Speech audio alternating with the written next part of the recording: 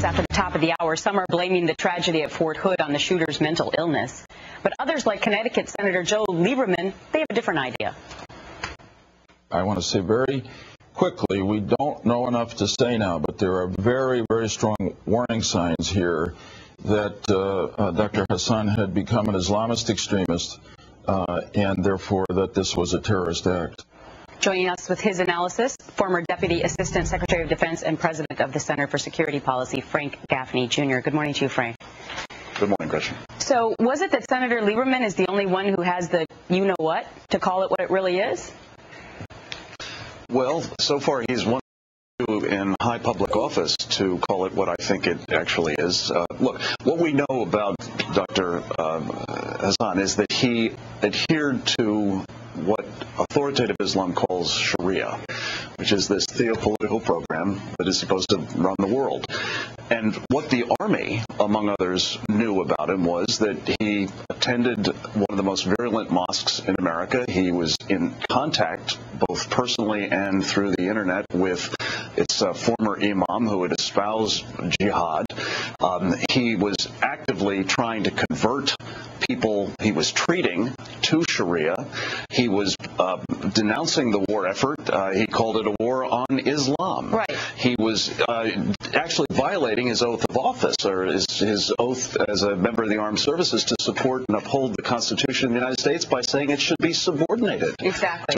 Sharia. So all of these are very worrying things that the Army did know before the event. Well, and here's the amazing thing, Frank, in our eyes at least, is that we were reporting on some of these red flags immediately the next morning, last Friday.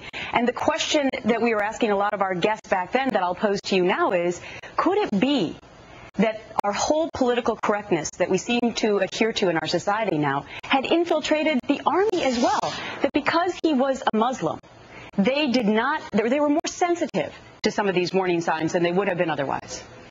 Look, what they did in the Army was they not only kept him on the job in the face of this kind of information, they actually ensured that he was going to go to the theater where he was going to perhaps be in a position to do real harm to his colleagues in a military environment, that is to say a theater of war, and he was promoted as recently as May. Now this is I think not just a question of dereliction of duty. This is a failure to exercise professional responsibility, to know the nature of your enemy and to take appropriate steps to counter it. The truth of the matter is, most Muslims in America don't any more than the rest of us, but there are people in uniform, clearly, and there are people in the society more generally who do embrace Sharia.